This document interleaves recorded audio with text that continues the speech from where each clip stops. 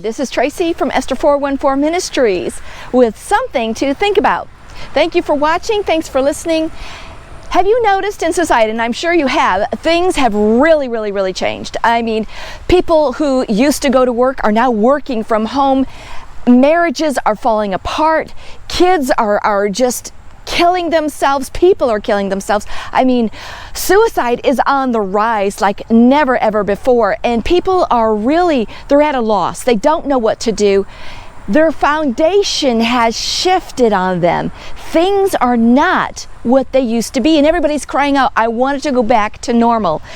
The question is, does God have anything to say about this? Actually, He does. We're going to be in Matthew chapter 7. Listen to this, starting in verse 24, and this is how it starts. Therefore, everyone who hears these words of mine and puts them into practice is like a wise man who built his house on the rock. The rain came, the streams rose, and the winds blew and beat against that house. Yet it did not fall, because it had its foundation on the rock. But everyone who hears these words of mine and does not put them into practice is like a foolish man who built his house on the sand. The rain came down, the streams rose, and the winds blew and beat against that house, and it fell with a great crash.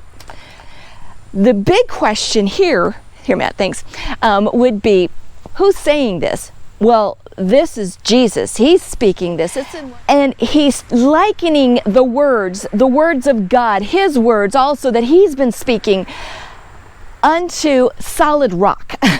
And he's showing an example that people can relate to of building a house on a foundation that is solid rock. It's kind of like what I'm standing on right here. I'm standing on cement, all right, and this is pretty solid right here. It's not really going anywhere. I mean, it would take an awful lot to just wipe this thing out, okay? But on the other hand, he's also likening a person who doesn't really listen to His word and just kind of dismisses it. Kind of like, if you look over here, there's a dock right behind me, okay? And it's just kind of sitting out there on the lake a little bit, and it's roped off right now. Why is that? Because that dock is broken. Something came along. I'm guessing a big storm came along, and it has moved and shifted that dock. In fact, one of them is hanging into the water. If you can look just a little bit right here, you see this dock right there is right down in the water. The problem here is there's a hole in it. We can really use that as an example in our own lives. A lot of people are just really at a loss, and I mean, they really don't know what to do. Why is that? It's because their foundation is like that dock that's slowly sinking. It has a hole in it. So why are all these people crumbling? Why is it that they're in such a disarray? It's because their foundation isn't Christ. See, when your foundation is Christ, everything around you can be falling apart. It can be changing like never before. But yet, you have Jesus in your heart. Your foundation is solid. You have that peace with you. And you can hear His still small voice. You can hear when He tells you, this is what you need to do. He is in the boat with you on the water, and the storm is all around them, and He's standing up saying, peace, be still. And what happens? All of a sudden, it's calm. It's like this out there. It's just glass on the water. And you know everything's going to be just fine.